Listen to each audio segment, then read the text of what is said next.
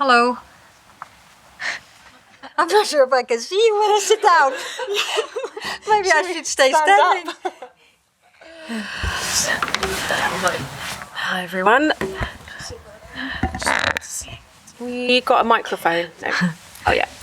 Anton, thanks. Hi, Sarina. Hi. You said you wanted a better performance as well as a win tonight. Are you pleased with what you saw? Yeah, I'm pretty pleased with what I saw. I saw a team that wanted to dictate the game for 90 minutes and wanted to score lots of goals. I think we should have scored and could have scored more goals than we did. But I think overall that we showed who we are and that we played a proper game. Is that maybe not a worry, but is it disappointing that the team still isn't necessarily scoring as many goals as you want? They haven't, through this whole process, really, this whole qualification process, probably scored as many goals as you probably like. No, it's not really worry. I think tonight we got these opportunities. We said at halftime we had some more open chances, and just get it on the goal, and we shot over. Yeah, we shot it over, and sometimes we had to shoot a little bit more. I think how we created the chances against the Ukraine that played very defensive. And when we got on their half of the pitch, they make really compact or disciplined, and it's just hard to break through these defensive lines. And I think we created those opportunities. Just the final things we could do a little more. But I think 3-0 is a pretty good score. And the other thing is that in these games there are moments that they counterattack and they become dangerous. But I think we prevented those moments. Most of the game where we conceded one goal in the away game, we didn't concede anything now. England finished second in the group. They finished second in the 2023 Nations League. They finished second in the Euros qualifying, finished second in the following Nations League. That's not good as second. Is it sort of a bit annoying in that? Well, annoying. If you look at the group, like the Nations League, of course, the competition in Europe is really high. What I'm a bit, of course, disappointed about is that we win 5 games. We have 15 points. We are in the group with the European champions, in the group with the world champion, and that you then can't qualify. So that's of course like this night was a good night, a good football night, I think. But I'm not really happy. I'm happy with the performance, but not with the result that we have to go into playoffs. But that's just the way it is, and we're going to get ready for it. And we know on the 18th of June what that will look like. How much jeopardy is there now, considering England are entering the playoffs? Well, we have a team that is very good, I think, and we know what we have to do. So I think I'm very positive that we're going to qualify anyway. Hi, Sarina. Just one from me. Just what have you learned from this qualifying campaign and the 6 games so far? Yeah, I think I learned again more about our team, about individual players, and what the competition is about in our team, and with a lot of different players on the same positions that can bring different things.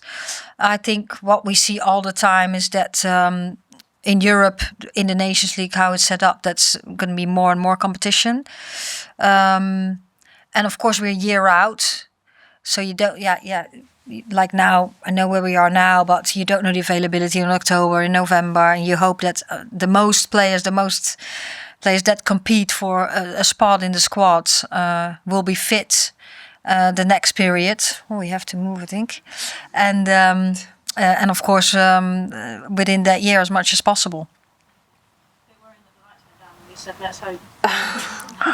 Let's go to Kit now.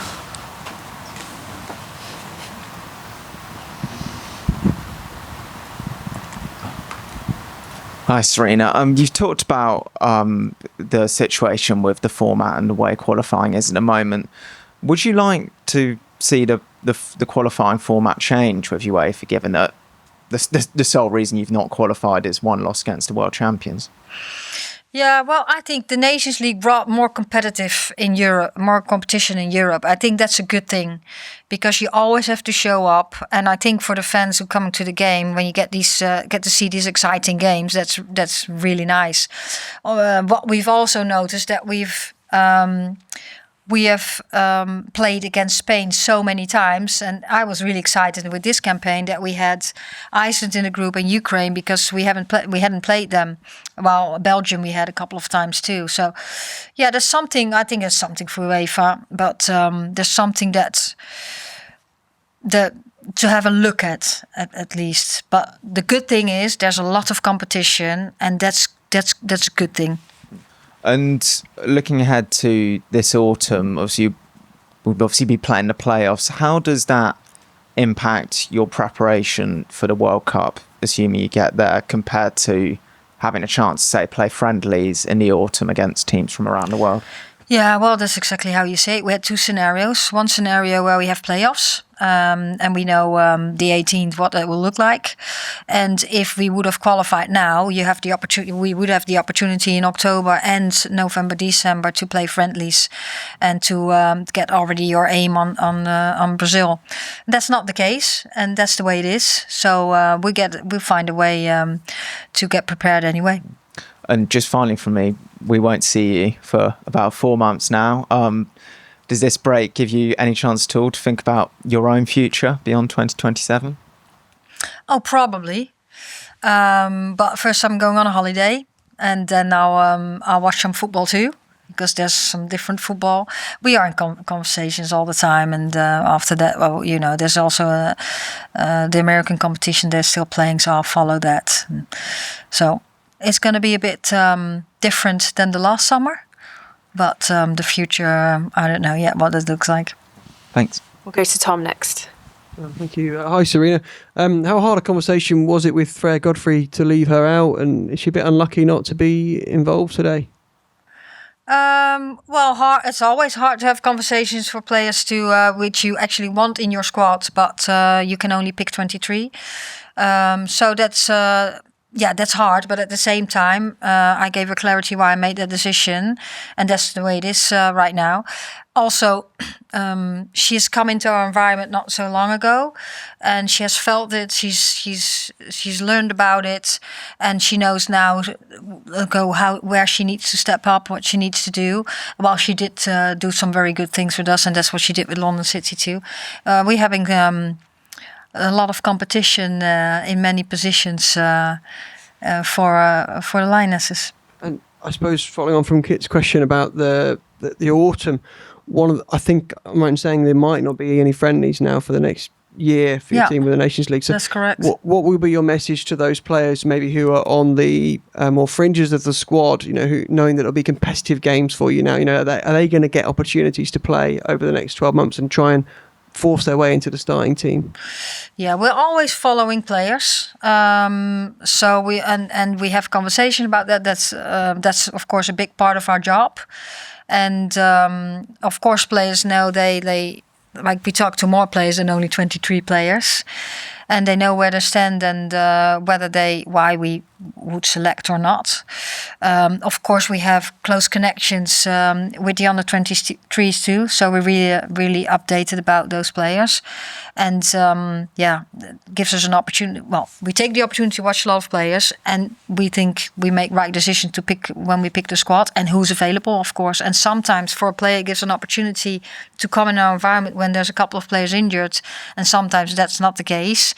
You have to make sure you're the best, and we pick you. Thank you. Have a good holiday. We'll keep it. Sorry. Thank you. Have a nice holiday. Thank you. We'll keep it to 2 now. We've got a few to get through. Karis, we're going with you. Thanks. Hi, Sarina. Kind of following on from Tom's question, I suppose. We've seen a similar core of players in the England squad for a long time, sort of going into a year out from the World Cup. If you progress through the playoffs, do you see this as a time to start evolving that core and changing that core, or is that something that you view as a strength going into the tournament to keep that consistent? The main thing is that when I think you're the best player, I will pick you. And that's what it's all about. I want to pick the best players that I think can, together with my staff, that can compete at the highest level. And if you're then a younger player, or you're an older player, or you're a player that has more experience, for me, that's that's not the priority. Of course, when you go into tournaments, it's important to have also players that have experience and that can share those experiences and that know what's going to happen in games, during games, in tournaments, because tournament life is tough when you're there. So that's important too. But I pick what are, in my opinion, the best players. Thank you. We'll go to Amy now. Hi, Sarina. Kind of on that theme and what Tom was talking about, did you feel like because we've got Nations League coming up next year and maybe not so many friendlies and chances to experiment, was there a temptation to be a bit more experimental today and maybe look at some players that you want to know more about, or was it always the plan to stick with kind of the players that you do know quite a lot about? We do think in scenarios. What we first wanted to do today is win and get a good win, and then decide, okay, what happens in the game? Who do we need to sub? And also, there's players. Sometimes it's time to experience. Sometimes it's time to just show up and put the best in. And all the players are competing for this position. So today you saw 5 subs. We already made changes before the game. And yeah, that's what we stuck with. And I think, of course, when players really knock on the door at the moment, you think, okay, now I'm going to bring a new player who makes her debut, maybe. But I didn't think that this was the right moment tonight with how we subbed and what was needed in the game. One player that did get an opportunity that is young and coming into the team, Blindkilde Brown, felt like she had a really good performance tonight after a really good season at Manchester City. Yeah. What did you think about her display today? Yeah, I think indeed, I thought she had a very good performance tonight. I think she has played more minutes for us over the last couple of months. She had a very good year at Man City, and she's really improving. So if you think, I would not say that it's experimenting, because she earned her spot. And we played today against a low block where she played really in the middle of the pitch, which is hard because you have to be really tight. You have to pick up positions. You also have to read the game really well and be ahead of things. And that's what she showed today. So yeah, that's a very good example for a player who's just breaking into the squad and earning minutes. Any final questions? Thank you very much. Thank you. Amazing. Enjoy the summer. Thanks,